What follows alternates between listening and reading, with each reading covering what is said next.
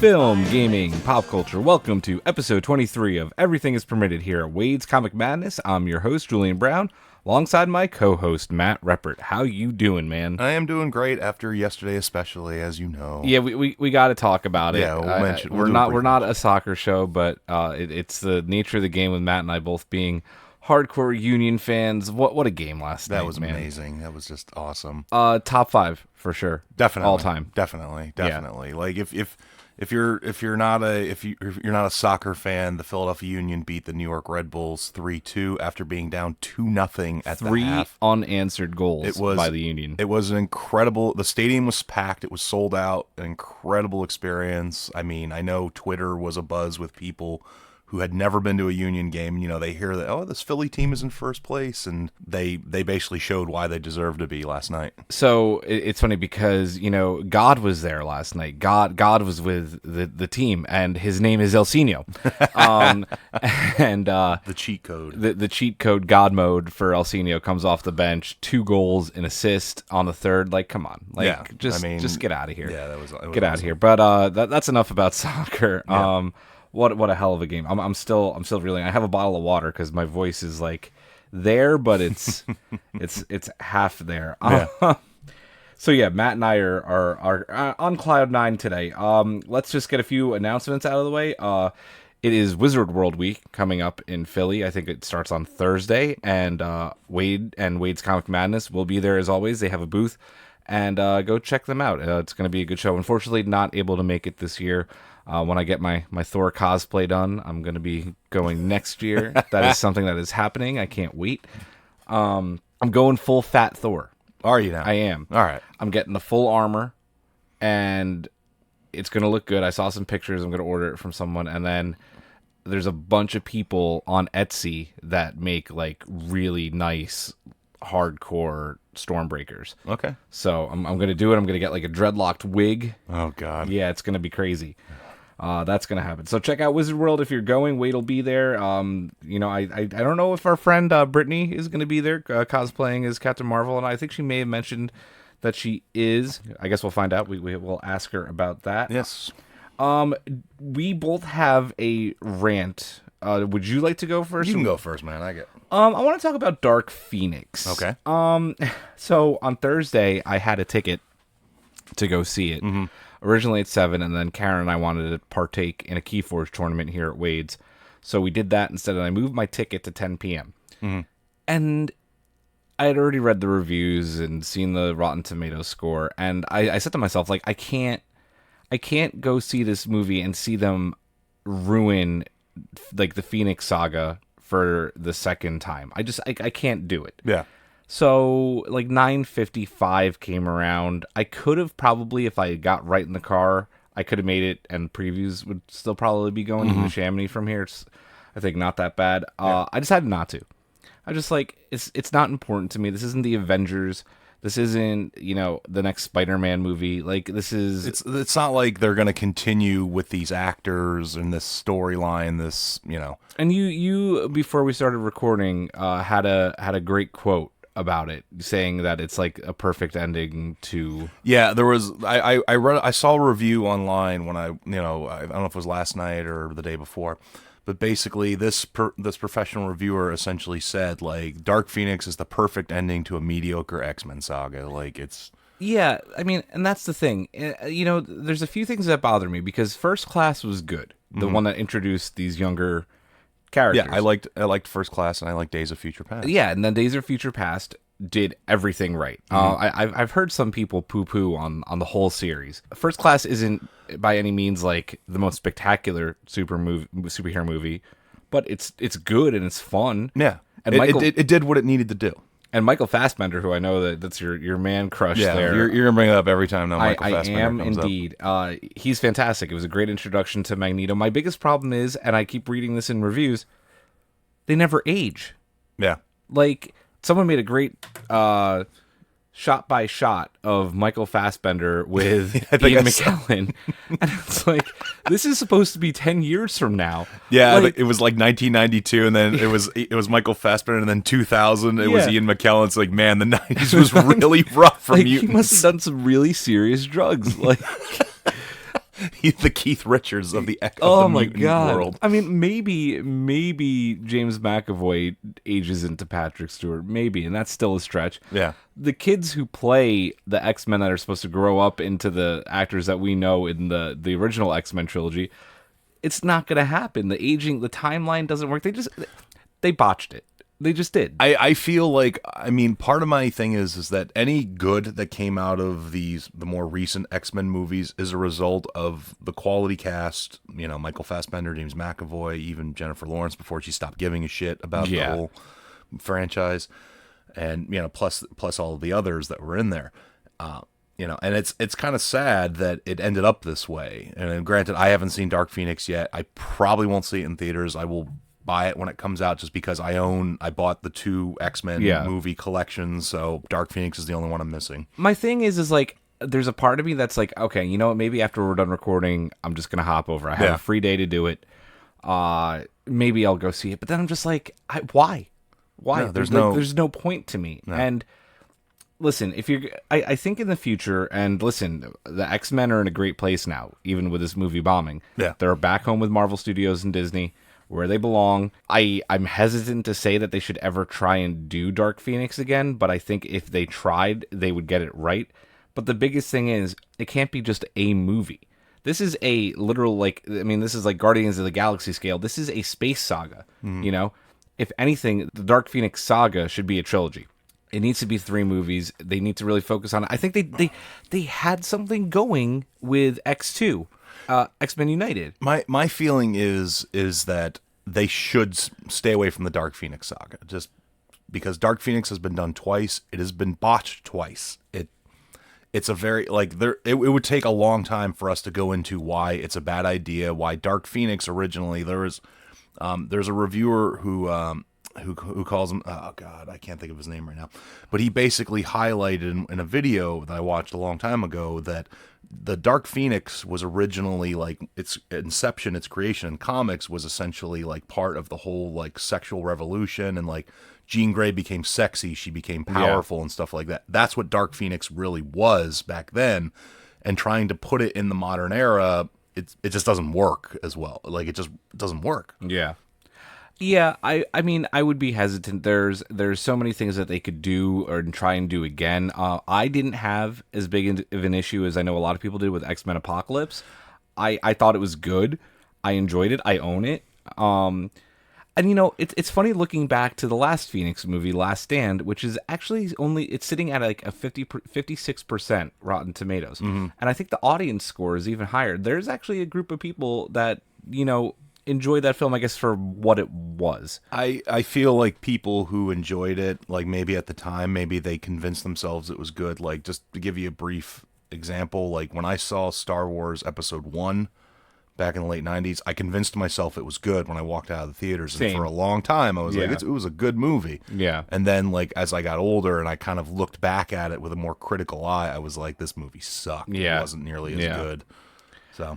Well, we'll see obviously what happens with the X-Men if they're gonna, I think they're waiting, for mid 2020s. Yeah, we're a few years away, I think, from another X-Men movie. Rest in peace, this version of the X-Men. You did some very good things, and you did some not so very good things. And I think that's a good way to end it. You have a little something to say about. Yeah, so let me just get into this real quick. Is that I saw an article that I posted in our chat that basically Barnes and Noble has been sold to a hedge fund of some kind. Now, I think there's some positive things to take away from it. I think the person who runs the hedge fund essentially bought some British book sales. They did, and they brought them out of bankruptcy. So this might be a positive thing. However, my take on it is that Barnes and Noble is slowly dying, and that makes me sad because I loved Barnes and Noble for years. Basically, just a quick story here is that when I was younger, my dad made a deal with me when I was a kid to make sure that I would read. And what he did was my dad told me, he goes, look, anytime you read a book, I will take you out and buy another one for you. Yeah. So you read a book, we'll go out and get you another one. No questions asked, no problems. Yeah. So basically, that deal that my dad made with me is essentially what turned me into the person that I am, because I read a shit ton of books Yeah. in my middle and high school years. Like, the amount of books I read was insane. I used to have like a whole big shelf in my bedroom at my folks' house with all these books that I read, and some of my most favorite fictional stories came from this era of my life, from all these books I read. And we would get them from Barnes and Noble. Like, there's a 2-story Barnes and Noble, not far from where we're sitting, where my dad would take me in the evening after school or something like that, and I would I'd spend an hour sometimes, Yeah. an hour and a half, just walking around the science fiction fantasy section, picking out books. Obviously, the thing is, Barnes and Noble, it can't compete as of right now in the modern era of books, and that makes me sad, because the thing is that I know people are like, oh well, Barnes and Noble put mom and pop booksellers out of business, and that's a valid complaint. But the thing is that, like, people like me who kind of grew up with Barnes and Noble when it was big, it makes me sad to think that one day it could be gone. I mean, and I'll be the first to admit, I haven't really been to a Barnes and Noble in forever, and I'm part of the problem is that I buy most of my books digitally, even through Amazon these days. But the problem is, when somebody like Barnes and Nobles goes out of business, essentially, like, I don't even think there's any major booksellers anymore after that, and so Amazon can essentially set their prices to wherever they want. Yeah, which really it sucks. I have a very similar story, and it's very relevant to the kind of the week I've had. I'm glad that you brought that up, because I think that's so cool. My cousin slash aunt, a lot of people called her my aunt. She unfortunately passed away this past Friday, and she raised me from 16 on, and she had a very similar thing with me. She was very strict with me to point. She wanted me to succeed and do well. So, she was strict about like some of my other hobbies and like when I could like spend money on them and do certain things. But one thing she was always supportive was of me reading. Yeah. And not Barnes and Nobles, but this is when I was living in Marion, and they had, like you said, a 2-story Barnes and Noble, a 2-story Borders in the Wynwood Shopping Center. And she would give me money. She's like, go get your books, go hang out there. And I mean, I can't tell you how many countless hours I spent at that Borders, just picking out, I was reading all the Star Wars Expanded Universe books at the time, a bunch of other things. So, when Borders went out of business, that was like a crushing blow to me. Like, I love Borders. I love Barnes & Noble as well. It's funny, though, because you said you haven't been to Barnes & Noble in a few years. I've actually like started going to this one here in Oxford Valley, because I have a very good friend, Mark, who comes here to Wade's to do gaming, Keyforge, Star Wars Destiny, and he is he's very high up at this Barnes & Noble. So one, I like to support my friends, and two, they have started focusing on like trying to like evolve and not just focus on books, and focus on things like, gaming, like tabletop gaming and collectibles like Funkos and stuff. So I go there, and they started doing like Barnes & Noble exclusive Funkos. So, I'll talk to him. He'll maybe like hold one or two for me. Yeah. And the other day I went in because Good Omens is on. We talked about it on our last episode. And I wanted to get a copy. And a good problem to have, they were sold out. So That's nice. I'm really hoping that it's not the end of Barnes & Noble, and that this really helps them. As for my friend Mark who works there, I could tell you, they're hiring there. They are promoting people, so I always think that that's a sign of strength. I could be wrong, but I hope this is a good thing, because I think we need to have at least a bookstore out there, whether it's a mom and pop store or a Barnes and Noble, or there's the one here in Oxford Valley, there's the one in Neshaminy, so we have them. You just gotta go. Yeah, absolutely. So. If that is it, one quick thing, I just want to, I want to start doing this on the show a little bit more, give everyone a little preview of what's coming up in the next few weeks. We have some cool episodes. Next week, we are going to be covering all sorts of E3 coverage. It's a little early this week, but they did a pre-release, like 13 minutes of footage and stuff leaks. Yeah, of Jedi Fallen Order, which looks so good. And then we'll be doing that, and then we will also be doing our new segment that you came up with, Matt, the classic casting call, where we'll be recasting movies. That'll be a lot of fun. Yeah, we'll explain. We'll break it down as to how it works in the next week episode. And then the week after that, the Raiders of the Bargain Bin will be returning. Help us. Yep, and we will also be having a roundtable discussion with my good friends Vince Spiritoso and Greg Spurgeon. They're going to come and talk with Matt about Myth and Bungie, and it's a first of our kind of before they were famous. Yeah, and that's the thing, like, because I came up with the idea of that because I mean Bungie is well known obviously for Destiny and Halo. Those are their two big things, but a lot of people forget they made games before that, and so I wanted to talk about before they were big, before they were famous. So, I think it's going to be a really cool segment. I'm excited for it. Cool. I'm looking forward to it. As for this week, we are going to, after the permitted minute, going to be talking about the streaming wars. It's a very big deal.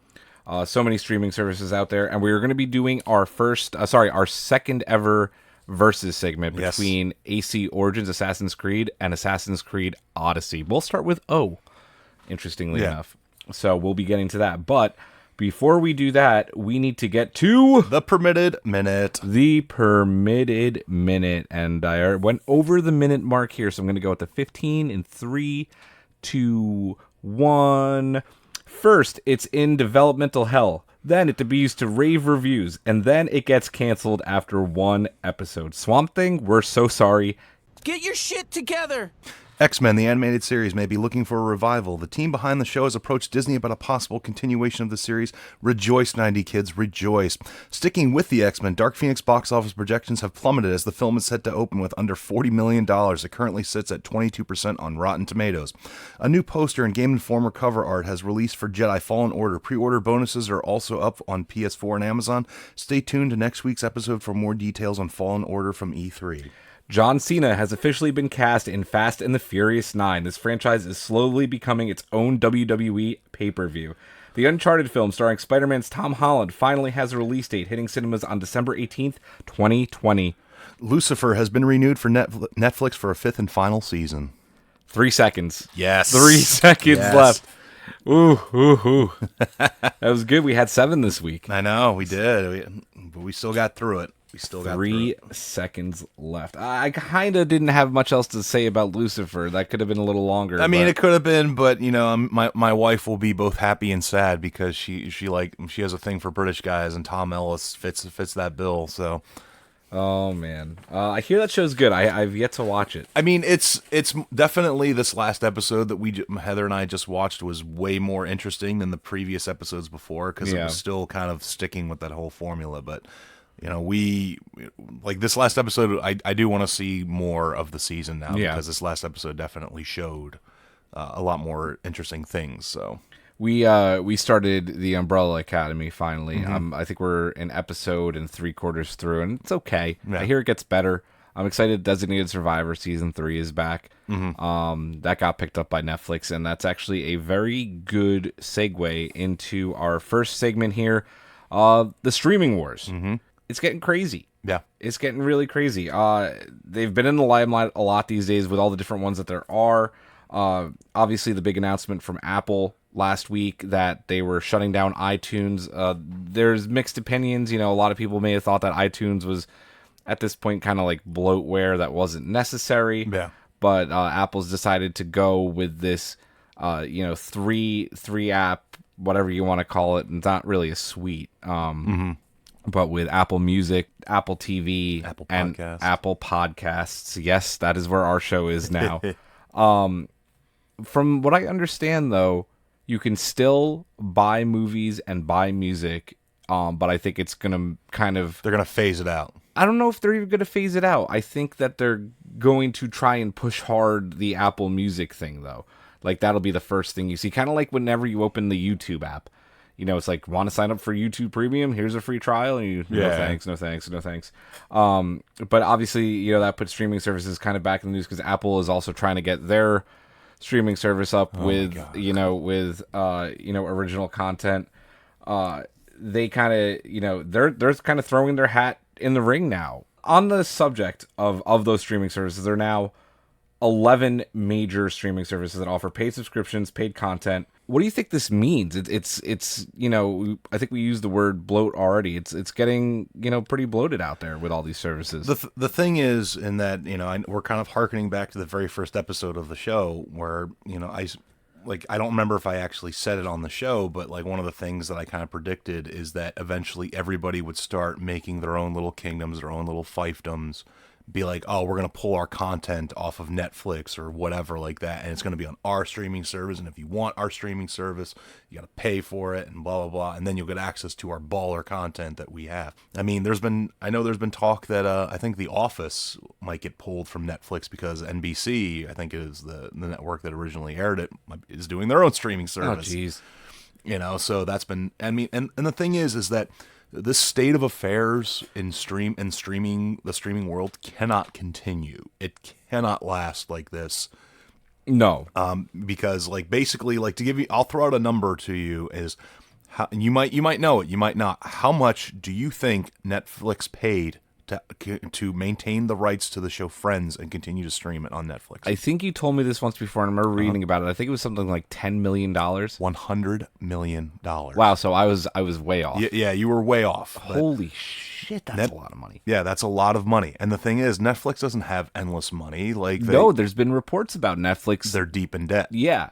They're deep in debt. Yep. And that's another, and basically, and that's essentially what I'm talking about is what's eventually going to happen, I feel, is that a bunch of these services are going to fail. Yeah. They're going to fail, especially if they're producing their own content. Especially if they produce their own content, because making shows ain't cheap, kids. No, it's not cheap. Especially, if you're hiring quality talent, having good computer graphics, let's say, for effects and stuff like that, amazing set designs, like all of that costs a lot of money. Well, and that was, I think, one of the very big issues on why Swamp Thing got canceled. They thought they were getting a tax credit that was higher than what it actually was. That may be the excuse that DC is using. There could have been, there were all sorts of reports that there was behind-the-scenes drama and bullshit going on. And I want to get to them not being able to last in a little bit, but I think we need to talk about, with so many now, I think we threw out the number 11, and I think there's, there's even more. There's than definitely that. more. People have to start picking and choosing. Are they already having to pick and choose? Is this making consumers basically choose a side? I think what it means is that I know some people have said, well, I can just cancel my streaming services anytime I want. And yeah, you can. However, for now you can. Yeah. Because the thing is that what's going to happen, another thing I feel is going to happen is that eventually they'll be like, look, we're going to lock you in for this length of time, and it'll be so much cheaper if we just lock you in for a year, let's say. Yeah. You pay us for a year, we're gonna, we'll lock you in and stuff like that, and it'll be so much cheaper than if you just pay month to month to month to month. And guess what? They're starting to become like a cable company.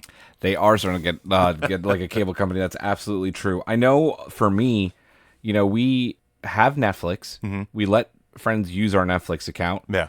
It's not getting cheaper. And, it's interesting because I didn't give a crap, if I let friends use the account. I'm all about like sticking it to the man a little bit. Yeah.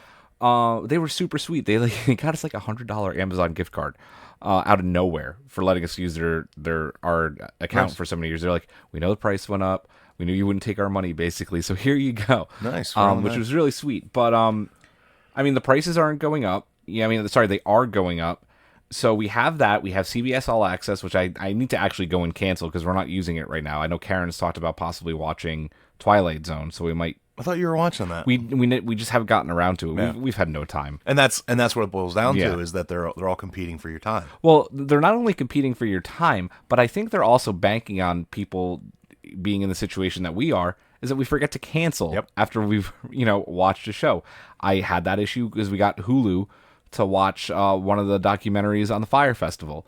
And those are really good documentaries, by the way. I really don't care about the Fire Festival, and honestly... Well, that's the thing. You don't care about it, and then you watch these documentaries and see how much of a clusterfuck the situation was, and it was entertaining. It was... And also scary. And just, like, idiotic people. Yeah. That's a whole other thing. But, yeah, I forgot to cancel my Hulu. And there's my charge, and I'm like... They got me, and I wasn't using it. Like, they were getting basically free money from me. That's essentially what a lot of those companies rely on for that monthly thing. Oh, we'll just take this amount every month, and you just kind of forget about it. Yeah, you forget about it. I do though come to a situation. I'm like, I'm definitely keeping Netflix. I'm gonna go back to All Access when Discovery comes out, but I'm not gonna keep that. You're gonna get Disney Plus later. Well, I'm definitely getting Disney Plus. But that's the thing. I don't know if it does necessarily make you choose a side because essentially you're kind of like packaging them all together, and I think they're maybe they're not thrilled because they want to be the sole company, that's bringing in all of the money, but I'm not picking and choosing right now. I have cable and all of these streaming services, but eventually, like with this number that you've put out, it's going to add up to hundreds of dollars. Yeah. Which is just, insane. What streaming services do you guys have right now? We have Netflix. I know Heather has like a free Hulu account or whatever like that. So while we're watching like Handmaid's Tale, like we have a commercial pop up, one or two commercials, which, I mean, I just kind of literally turn my brain off when those come on. I don't care. So we have Netflix, we have Hulu, and I use, even though it's not a streaming service, in that I don't like, it's not, I pay for and I buy stuff. I use my Vudu account. For stuff that I buy, I go through Vudu, and that's pretty much it. To be honest with you, I don't think we really have any other streaming services. Like, I'm already tired of the streaming wars. I'm tired of everybody pulling their content to their little streaming services, and I know we're gonna get into it. In a little bit, is that what's the end game of all of this? Yeah. Like, what's going to happen with all these streaming services and companies and stuff like that? So before we get there, let's talk about some of the littler guys out there. Obviously DC Universe is out there now. They're trying to, I guess, compete with Marvel and get ahead of the curve with maybe Disney Plus, which is going to have all that Marvel content on there. From what I understand, Titans was a good show. Yeah. I'm about to say, you folks couldn't see my face, but the trailer did not sell me. I've heard it was good though. Obviously they took a big step back with this whole Swamp Thing fiasco. Yeah, they're getting, and the thing that kills me about the DC universe and the DC streaming service or whatever it's called is I shit you not, I'll see an ad for Swamp Thing on Facebook, and I saw one yesterday. Me too. Yep. And like, just look at the comments and just see people just mocking them for this. I mean, it's like, talk about a bad look. It's, 100%. Then there's Apple TV, which is trying to do their thing. I think they wanted to start paying. They have carpool karaoke. I think they were charging for that at one point. I think they stopped. I think they're trying to figure out. I can't remember the name of it. I should have had it pulled up on the computer. I know that they're doing some big show though. I think with Ron Moore from Battlestar, which looks really interesting. Another sci-fi show, and I think that's going to that's going to be their big draw to get them in the game. But I wouldn't call them one of the major, streaming things. I think they're behind the curve there. So, how do services like DC Universe, Apple TV, even like Crackle, some of those, I would say, would you consider YouTube one of the big ones, like YouTube TV? I mean, no, just because like I don't hear people talking about YouTube TV or YouTube Red. I think it's called. Like, I don't hear like, oh my god, I have YouTube Red. It's amazing. How do they stack up to this? Do you think that they survive the streaming wars? Do they just go back to doing what they were doing well? No, I don't think. Honestly, like, the thing is that unless they come out with and hit a home run with a show that, like, something that pulls people to their service en masse, like, that's the only way you're going to survive in this, because it's all about the production. It's about having that word of mouth that, oh my god, this show's so amazing, you have to come watch it, and so on and so forth. I'm not saying that these companies don't have the money to stay in the game longer. I'm just, my take is that eventually they're not going to want to play anymore. They're just going to be like, we're done. Yeah. Like, we don't want to spend millions of dollars for maybe a little bit of profit. Basically my guess is that some companies that have the ability, that have like the big names and stuff like that, of things that people are going to know, like say the DCs, for example. Like, honestly, if I'm DC, I essentially turn to, like, I cancel my streaming service just because, like, it's not going to work for DC. Like, it's just not. It's not going to make it. And if I'm DC, I start shopping my properties around to companies to stream, to make stuff, and say, all right, show me what you want to make with our properties, with Batman, Superman, Wonder Woman. I mean, just think about that. Think of all the crap you could make with that. And just go to these big streaming services and say, like, hey, what do you want to make with us, and how much do you want to pay us to make it that will license these properties to you? I mean, that, like, DC has that advantage to do that. Apple TV doesn't. I mean, has Apple TV made any original content? I mean, like I've watched some of the carpool karaoke because they're funny, but I wouldn't say it's like it's not like No, spectacular. that's not- Something like it's like a 15-minute thing to pass the time. Yeah. But I think this is going to get a little off topic, but I think it's relevant to the conversation. I think Apple's been, Apple obviously is ahead of the curve with the phone game and the tablet game and all of their products. Their computers are great. That's what they're good at. That's what they're amazing at. But they've been behind the curve a lot with home automation, with streaming services. I would even say that even though the iTunes Store or whatever they're calling it now, where you can purchase movies, like I'd rather use the Movies Anywhere app. When I buy a Steelbook, I get my digital copy and I put it into Movies Anywhere. Guess what? I can't watch those movies even though they're digitally redeemed and I could watch them on my Apple TV. I can't watch them in 4K on your app, but if I use the Movies Anywhere app, I can watch them in 4K. Yeah. So I think that they do very well with what they're good at with with music and with their actual hardware, but I don't think that they're gonna be able to last in the streaming wars. No. I think it's gonna be a big blow. I 100% agree with you. I think DC Universe doesn't even last a year. That's a bold statement on my part, but I think that's going to be the case. We'll see if a Titans season 2 comes out. Yeah. I don't see how they can. I mean, I think services like Crackle work because it's Sony and they have the money to do it, I guess. Yeah. But it's not like it's never going to be a big contender. I mean, my thing is that what I feel long term is going to happen as a result of the streaming wars is that it's going to be kind of like cable television networks. Is that there's going to be a few victors, and they're going to own pretty much most of the content. Yeah, and they're essentially like, and the problem is that when the fewer competition, the less likely they are to lower their prices because. And once again, something that I know we talked about in the first episode is that with all these streaming services, it might as well cost you a cable package. And let's get to that because, with all these different options, does cable take advantage of that? Because by the time, you have all these shows that you want to watch on these streaming services, if it's original content like Star Trek Discovery, like Twilight Zone, Titans, if you're into that on DC, Disney Plus is going to have the whole Disney Vault, it adds up. I'm paying, I think, like $160 something for my cable internet package from Xfinity. Do you think cable makes a comeback? Not right now. If it does, it'll be years down the line because there's got to be a lot of fat trimming in the streaming services first because what will happen is that like some of the company, basically the small guys will go out first. They're either going to go out of business or they're just going to pull away from the card table, so to speak. And they're going to be like, we're not playing anymore. And then after the little guys are gone, then it's going to be the big guys starting to go to war against each other. They're going to be spending money to try and outdo each other. Netflix, Hulu, Disney Plus. And regarding Disney Plus, as a quick sidebar, is that I know Disney Plus is like a great bargain right now.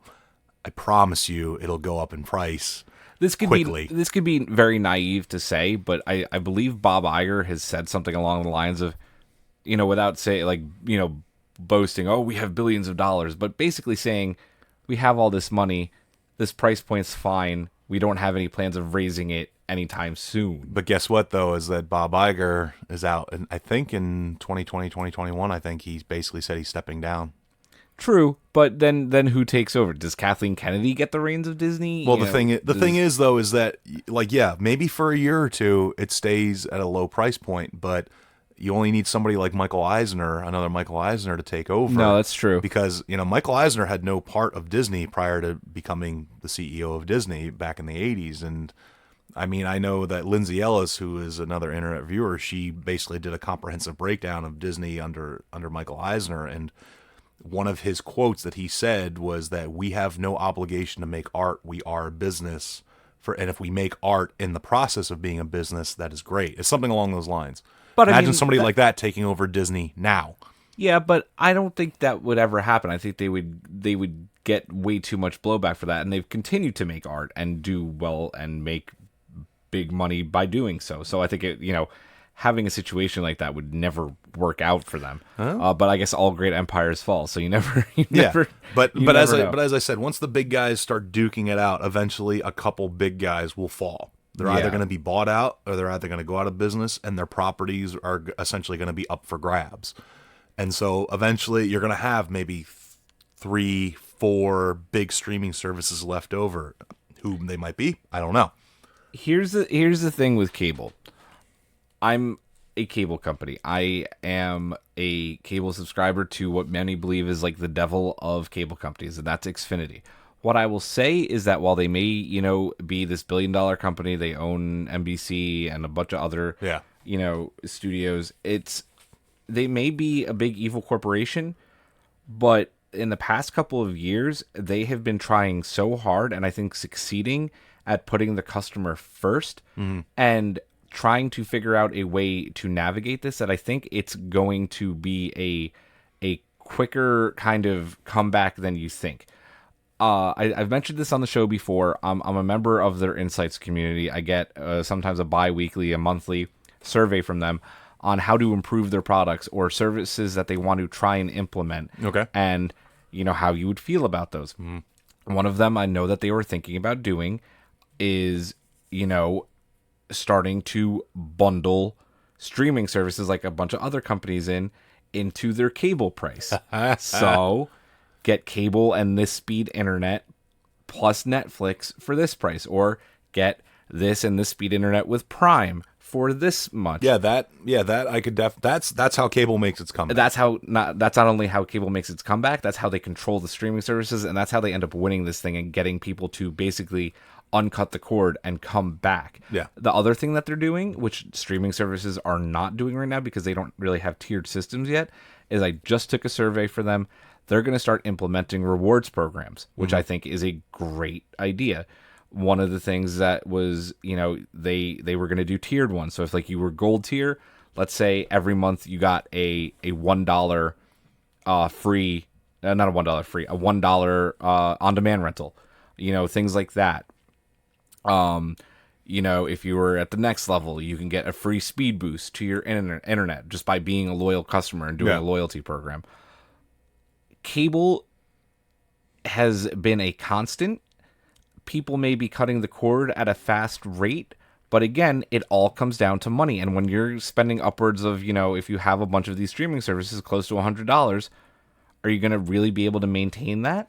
I don't think so. No, I mean, just like if you're listening to us and you're kind of scoffing at the idea of going back to cable, like imagine a couple years down the road, like because I how much is Netflix a month? I think it's like 12. Dude, no, because I pay for multi device and 4K content. That's like $15 a month now. Yeah. So imagine Netflix. Let's say 2-3 years from now. Let's say it's $25 a month. Because it hasn't gone down. No, it keeps going up at an alarming rate. Yeah, I mean, it goes up every year now, I think. Yeah. It goes up by $1 or $2 a month every It was year. a big increase this past time. Yeah. I scoffed at it and was thinking about canceling. Yeah, and so basically now imagine Netflix is $25, and now imagine your Hulu account is like, and I don't know how much, I think Hulu has like a $15 no but ads. that goes to 25. You're looking at a 50 That's $50 already. right there for 2 streaming services. 2. That's it. Yep. And I mean, ultimately, and once again, and that's just 2 streaming services. So imagine like your other streaming services, they're not on that level because let's say they're not the big players, but they're saying like, oh, $10-15 a month, just because we want to provide you such quality content, that adds up. It already was like, then that's 75, and then you're looking at 100. Right now, you may scoff at this 160 something I pay for my cable and internet. But that's cable and very high-speed internet. And I'm getting sports channels. I'm getting HBO and Showtime. Yeah. And now imagine if you're paying, because you still have to pay for your internet. Yep. That's the thing. And now imagine you're paying like, let's say, like, I don't know how much internet by itself. Let's say $60. Let's say $60. Okay. So that's $50 Netflix and Hulu, and there's $60. You're not paying $110.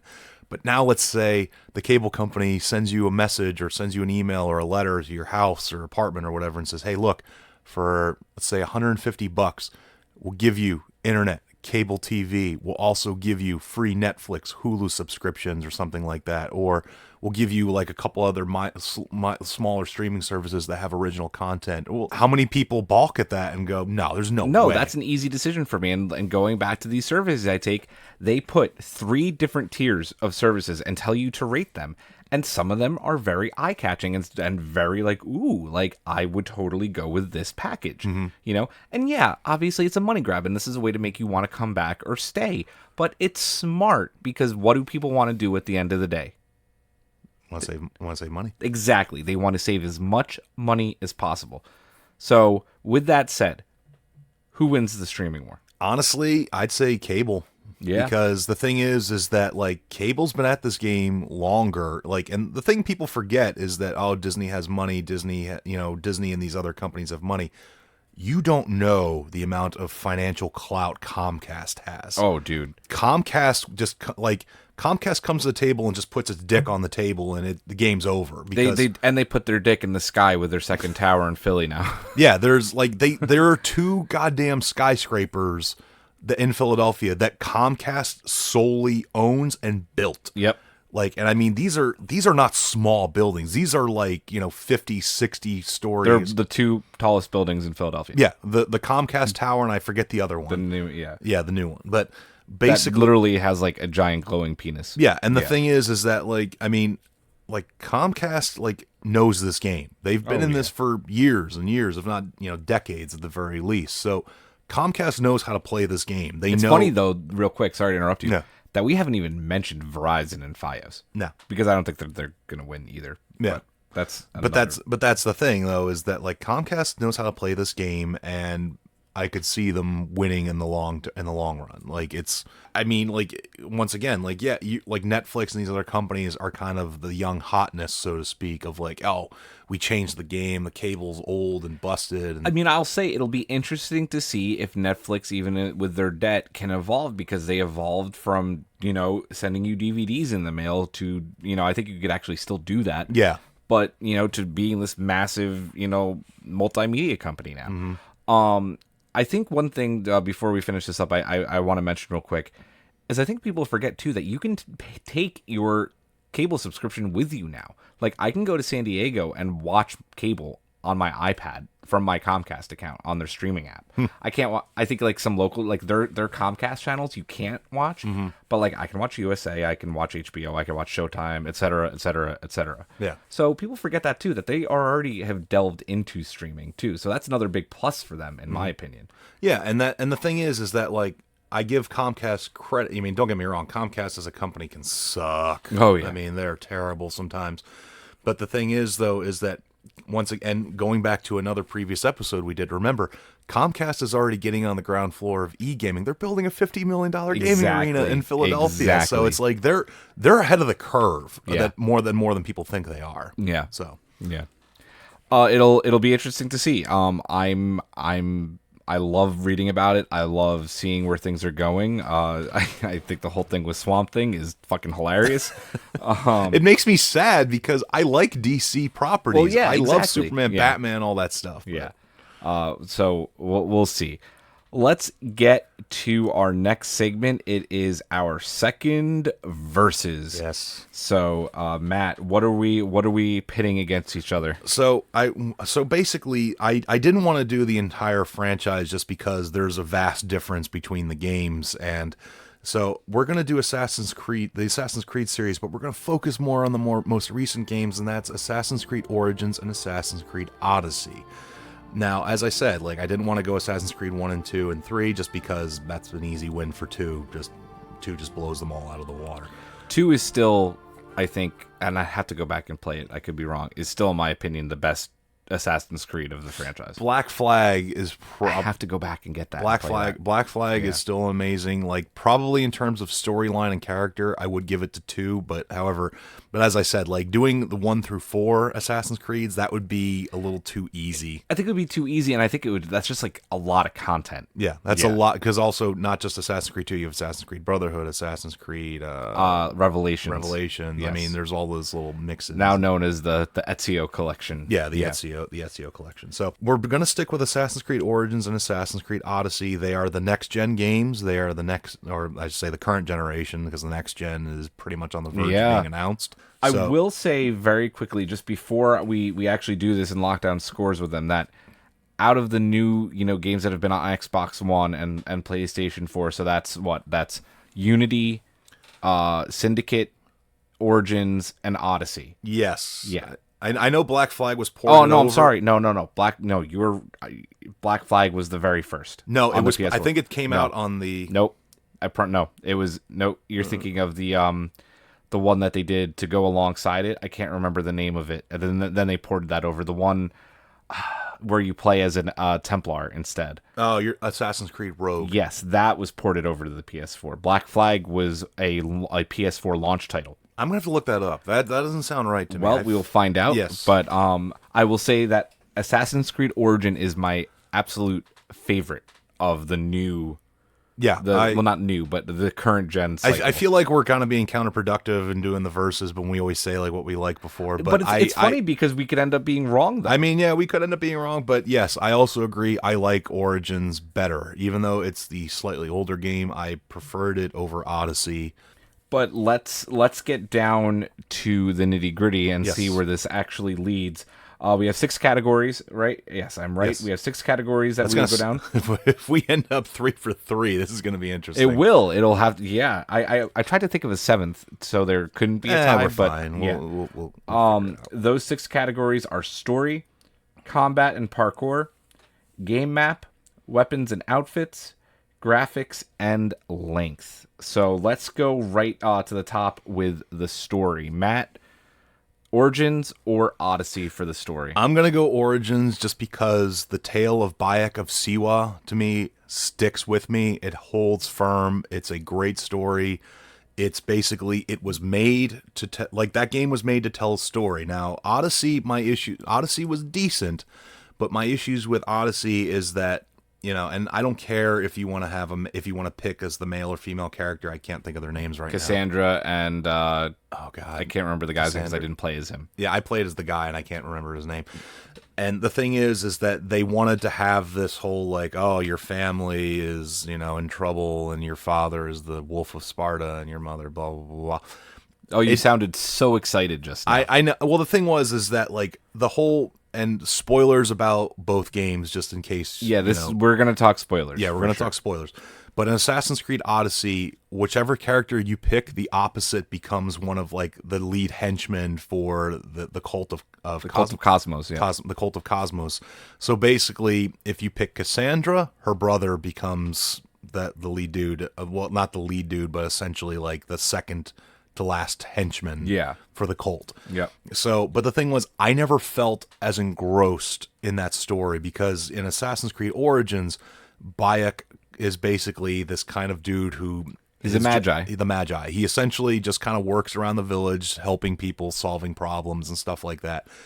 And he essentially gets caught up in this thing where basically his son is accidentally killed in this ensuing scuffle with these cult members, and Bayek, to put it mild, Bayek goes completely ape shit, and basically just berserker. He vows to destroy this cult, and he founds the Order of the Assassins. He does. Yep.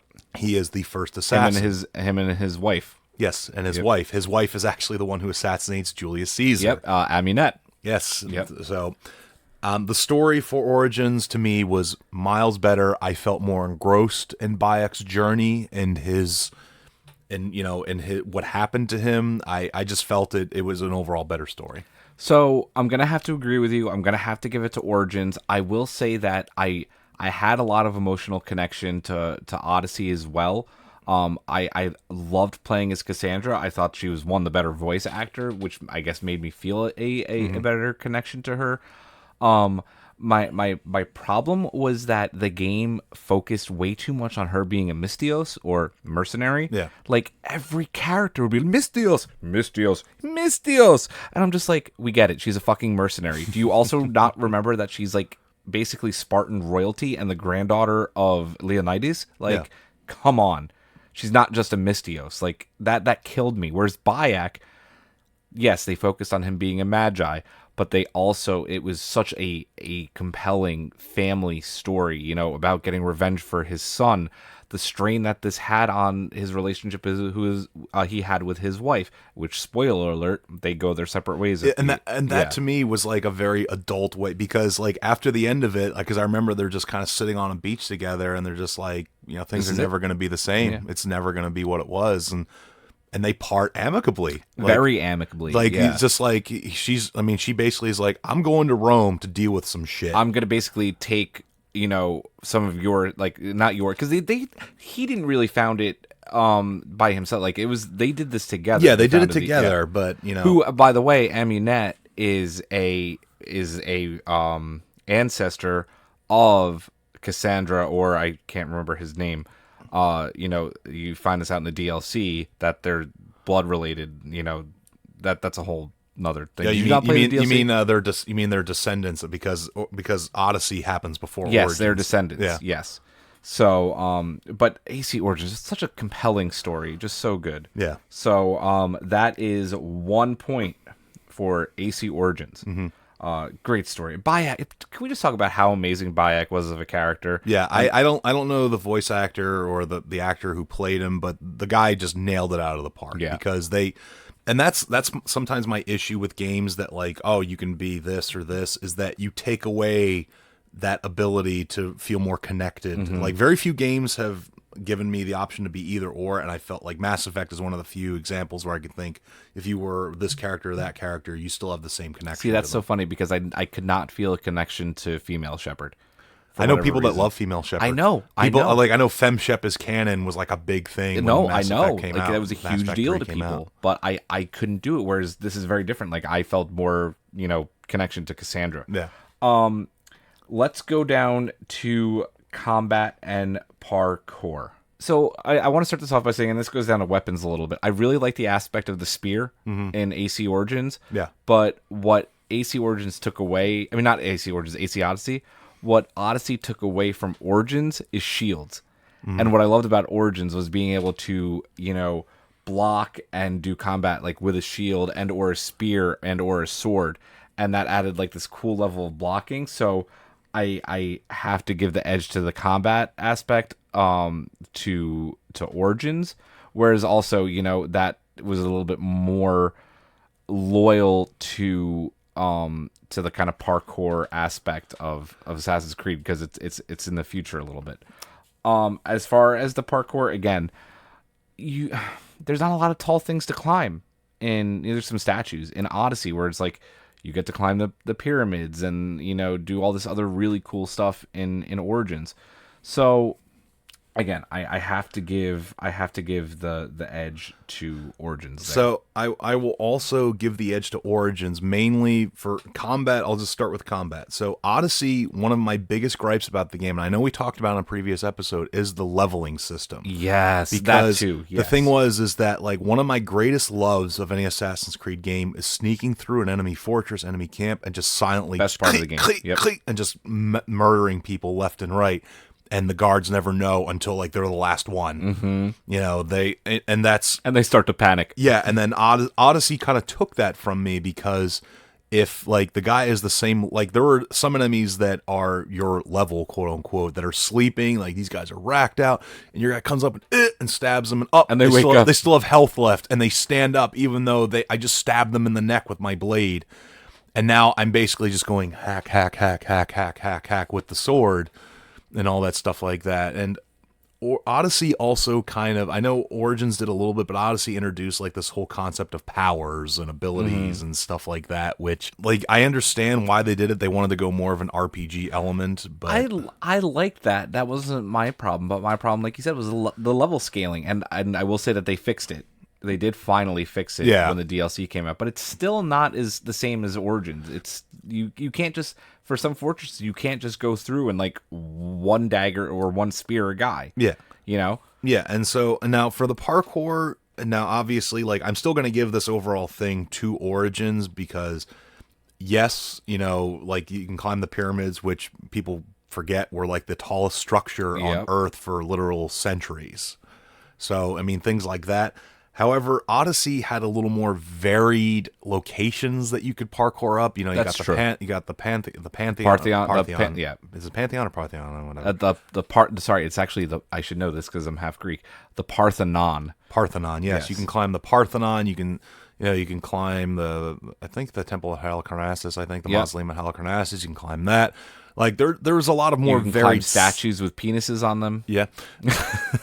So And there climb the actual penis. Yeah. It's true. I'm just pointing that out there. You can do it. But I mean, Odyssey had the more varied locations and I'm kind of getting into game map a little bit, but Odyssey had more varied locations of stuff that you can climb and run around and things like that. And Egypt, I mean, don't get me wrong, it was a gorgeous place to be, but Egypt it's sand and rocks and dirt and you got the Nile and stuff like that. I didn't feel the locations were as varied. So I guess but I'm still giving it to Origins, but with that we can go into game map. No, well, just real quick, because it is funny that you said that, because now I'm thinking about it a little bit more. I'm still going to give it to Origins, but I would say maybe that the parkour and there were more varied things to do. Yeah. To run around and climb up and all that. In the cities, Odyssey. the cities could be a little bit different because you had these islands and you had these, you had Athens and Sparta and you had these little island nations and stuff like that. I will say with game map that absolutely giving it to Origins, basically because when I first started that game and I was in Siwa, and Bayek is called Bayek of Siwa. Everyone's like, hey, it's Bayek of Siwa. Well, they didn't have last names back then. You were your last name Yep. was essentially the town or city or whatever that you were from. So when you were in Siwa, I was like, Siwa is huge. Like, holy crap. You could spend a good amount of time just in Siwa. Yeah. And then you eventually open up all of Egypt and you're just like, I know you said it's just like sand and dirt and dust, but like, I loved all the stuff like that you could do on the Nile, and, you had like some of these big, Roman towns. And then you had some of the more like poor towns. And then you had some of these river towns that were, kind of like swampy, and there's some issues of like flooding. And then you had all of the awesome tombs that you can find around the map, which you could also find in Odyssey, to be fair, but I thought they were cooler in Origins. My biggest issue was that I already thought that the Origins map was massive, and it was. And then AC Odyssey came out, and it was like all of Greece, essentially. I was just like intimidating. And I remember constantly, even though I loved the game, being frustrated. I was like, these maps are huge, and it takes a long time to get, on your ship from, like some location on this side of the map to this side of the map. I mean, there's fast travel, but I don't like using fast travel. Yeah. But I was just like, the Odyssey map is too big, in my opinion. Having said that, getting to see all of Greece and go from Sparta to Athens, and the different parts of Athens, and I've been to Athens, and it doesn't look anything obviously like Athens looks like now, was really, really cool. But I just thought they did Egypt perfectly. I mean, it's a tough call for me because, yes, Odyssey's map was huge, and as you said, like in a way, is daunting, and I don't mind using the fast travel to get around. I might give the edge to Odyssey just because, like, I liked all the varied locations. I liked, I mean, don't get me wrong, Origins is right behind it, and Egypt was very nice to run around in and stuff like that. I did enjoy the, going to the different islands and seeing how the war is affecting these different locations and things like that. For now, I will give it to Odyssey, so we're going to be split on that. Well, and then this brings up an interesting point. How do we score this? Do we give a point to both Origins and Odyssey? Here's the thing. If it affects our final outcome, we'll come back and make a final decision on it. But for now, am I giving a point to both? Give a point to both. Okay. So give a point to. We'll give a point to both. Yeah, that's so probably right the now best way of doing it. it's 3-1 for Origins to So basically, Odyssey. one more point and Origins wins it. Well, we'll see. So. Okay. Weapons and outfits. So I'll go first on this one. I have to give it to Odyssey. I know it's DLC and it's paid content, but all the different armor, the ship stuff, like I actually spent like $5 and bought the boat, the ferryman's little pack where it turns your ship into this black, hellish looking thing, and your crew members are these wraiths that essentially are like, and like the sails are black with like this red skull. It looks awesome. I mean, my ship looks like it's something out of like, I know Origins had something like that, but I feel Odyssey had a more varied amount of weapons and things like that, with spears and swords and blah blah blah blah blah. And I both games are very similar though, because there are like these legendary weapons and so on and so forth. But So let me just say this, because I'm actually going to disagree with you on this one. okay, I also spent money to buy a ship pack on Odyssey. I bought the Celestial one where Yes, it I turns know you that. into gods. Yes. It's like the coolest fucking thing. Like, I love it. I think it's so neat. But my biggest issue with Odyssey is I thought, like, whether it was any of the the Athenian armor or any of the Spartan armor, it all just looked way too similar, and I didn't like that. And I thought that besides some of like the axes and the spears, like the swords were pretty boring to me. Where in Origins you had swords, you had spears, you had axes, and you had shields. Again, it kind of goes back to shields for me. And I thought that all of Bayek's, varying outfits, whether it was something that was leaning towards like an assassin or the one that you can unlock once you figure out the whole Sphinx puzzle of being one of the first people's, their outfit was really cool. So I have to give the edge to Origins. One thing I will give Origins, one of its outfits was, I think it was the Anubis outfit. Well, yeah. It makes his fingers long and like sharp claws, and his skin's all. And the funny thing that I always find amusing is that in the cutscenes, like the helmet is off, but his skin is like I mean, Bayek is a dark dude already, yep. but it makes it look black like ash and like cracked. Yeah, and I'm just like, how is nobody commenting on this? Like when they're talking to this dude, and like Bayek is like, because I remember there was a cutscene where Bayek is talking to I don't remember if it was a child or just another NPC, and he's being all nice and like, oh, how can I help you? And He's like, always and, nice and to he, children in the game. yeah, and like his. And like he has like these long dark claws, and I'm like I would be shitting my pants if this dude was talking to me looking like this. Oh man. So that's a 1-for-1 split again. That is so funny though. Yeah, no, definitely 1-to-1 split. One thing I'll say on that, sticking with the subject, I think unfortunately Odyssey recycled some of like the hilts and stuff for swords, and that really bothered me from Origins. So yeah, 1-to-1 split. So it's it is 4-2 right now. All right. Let's go to graphics. You can go first on this one. I went first last time. I got to give it to Origins. So Greece is beautiful. Okay, all the sea stuff is awesome. It has all the cool photo mode aspects. I mean, they both have that. Again, yeah, but there was just something majestic and beautiful, and something also just mysterious about how well the team captured Egypt. That I have to say I'm a little bit biased here, because I've always been really fascinated with Egypt. So it was just like this really cool experience playing this game for me. Your Greek ancestors are feeling betrayed. Very betrayed right now. But I also thought that the photo mode was better in Origins. I just took some really beautiful photos that I've posted on Reddit, from Origins, because you have all the Egyptian stuff, and then there's also the Roman countryside where you can go take some really cool pictures. So yeah, Origins. I'll probably also give it to Origins, just because, like as you said, Greece was beautiful, but I felt that Origins like portrayed the whole Egyptian countryside and everything like that, the swirling sands in the desert and things like that. Like getting like heat stroke and hallucinations. And I mean, I felt that one thing that kind of bugged me about Odyssey is the fact that the first people, rather than this being treated with this reverent awe by the character, it becomes the place where they just go to upgrade their spear. Like this big temple, which is like larger than anything they've ever seen in their life, has these massive light pillars and stuff like that where you do. And your guy just goes in there one time and is just like, oh, okay, I guess this is where I put the Spear of Leonidas. Well, that's what's cool about Atlantis a little bit more. Is like Atlantis was more I haven't the played the Atlantis mysterious DLC room. yet. Well, but even the stuff from the main story that takes place in that room. Yeah. Is that's pretty cool. No, I mean, don't get me wrong. Like there is some cool stuff in there, but like I mean, like I felt like the temples in Egypt were more awe-inspiring.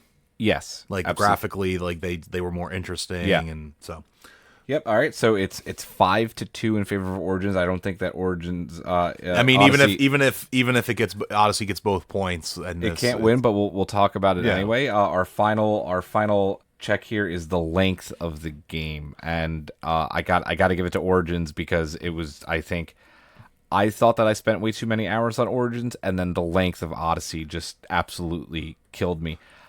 Let me put it this way: I platinumed both games. Okay.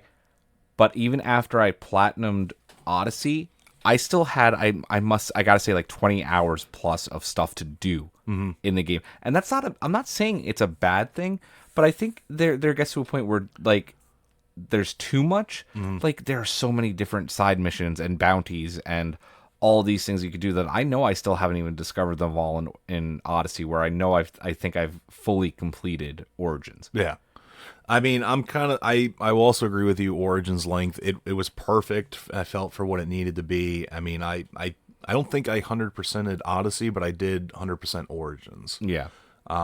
I felt like going back to its story briefly, like its story was as long as it needed to be. I mean, yeah, you could hunt down all these members of the Cult of Cosmos, and I've hunted down everybody in both games. Like everybody in both things are dead. Actually, it wasn't the Cult of Cosmos in Origins. What do they call them? I don't remember what they were called in Origins, but they were like the Order or something like that. they were something. They were something. Yeah. But It was a bunch of pharaohs, like not pharaohs, not good people. yeah, just whatever. Yeah, whatever they were. They were the pre-Knights Templar essentially. It was really cool too that like Cleopatra was in that game. You know, you were dealing with Cleopatra a lot, and and Julius Caesar. Well, I mean, to be fair, like the thing is that like Origins, the time period it takes place in, you have more recognizable names from history that you can play around with. While Odyssey, there were I think 2 or 3, like and I can't think of anybody's names right now because it's been a while since I played the game, but it was essentially like people aren't gonna know. Like Pericles, for example. Yep. They're not going to know who this guy is. The biggest name in the game is Leonidas, and he's not really even in it. He's like in the very beginning, Yeah. which, he just establishes his spear and stuff Yeah. like that. So, Odyssey, I enjoyed running around Odyssey. I pretty much explored the entire map. I unlocked every part of the map. I did, all the little Cyclops missions and all that stuff like that. However, Origins, I felt was better. Like every time a DLC came out for Origins, like I bought it. Yeah. Like no questions asked. Like Odyssey, I still haven't bought the Atlantis DLC. And To be fair, when I got both games, I bought the season. Like I got the edition with the season pass, so it wasn't like it was like a no brainer to play them. yeah. But I think that like even the DLC, like the first, the chapters of the DLC for Odyssey were just incredibly long. But they were fun. Listen, at the end of the day, both of these games are fantastic. Yeah, they're both fun games. Like I said, I've platinumed both of them. I've had a joyous time playing both. Before we wrap up, let's do the final tally. Is 7-2 in favor of Origins. So Origins wins our second versus. Yep. I want to very quickly spend a minute here. I'm very excited if the rumors are true about the next Assassin's Creed, which apparently is going to be like Norse Vikings. I'm interested, but part of me is like all right, when like If I get to yield Mjolnir in the game, like I'm sold. that's going to be in there. Oh, of Mjolnir course. is going to be in there. Yeah. Some exotic weapon that's Yeah. going to be in the game. Like there's no doubt about that. I mean, I'm interested. Yes, I'm very interested. Like I'm curious to know what time period it takes place in, and also but another problem that this era is going to have is who is famous from Viking history that you're gonna know. Yeah. That'd be like, I mean, They're gonna have to deal a lot of maybe like the Norse mythology and like Thor and Odin and Loki and my guess is that the gods will essentially be like glitches in the Animus, like exactly. kind of like what the Egyptian gods were in Origins, and then some of the Greek gods, some of the Odyssey. and some of the like the Cyclopses and Odyssey and such. Well, that's actually a very good segue because I think we'll be finding that out at E3 this coming week. Yep. So that's coming up, and that will be our next episode. We will be covering all the cool things that happened at E3. We will be doing our first ever classic casting call, which Matt will have to pick the movie for. Yep. We'll be researching that this week. That does it for episode 23 of Everything is Permitted. Like us on Facebook, at us, or however you do, follow us on Twitter and Instagram at PermittedPod, and subscribe on Apple Podcasts, Spotify, and wherever you do get your shows. We'll be back next week. Have a good night. To the moon, by airplane to the rocket, by taxi to the airport, by